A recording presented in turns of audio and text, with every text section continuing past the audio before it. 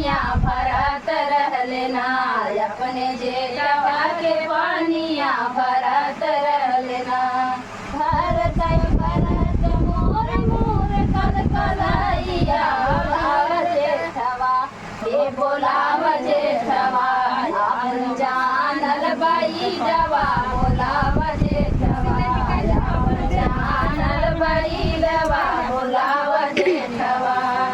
आवै बैदवा पलंग चढ़ी बैठे, आवै बैदवा पलंग चढ़ी बैठे, बोलाहो नारी बोलाहो नारी, कहाँ होत बादर दिया बोलाहो नारी, कहाँ होत बादर दिया बोलाहो नारी।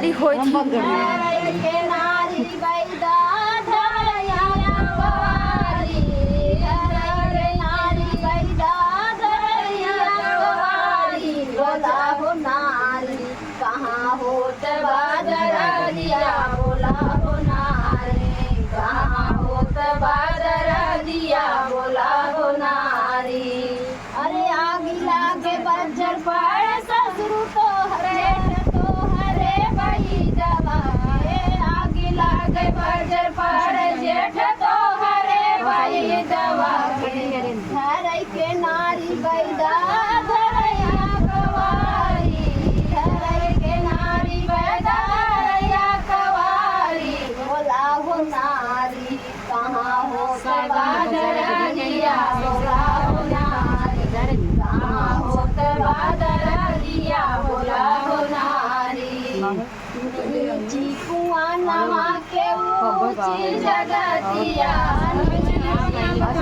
नवा के ऊँची जगतिया, भरत रहलेना, अपने देवरू के पानिया भरत रहलेना, अपने देवरू के पानिया भरत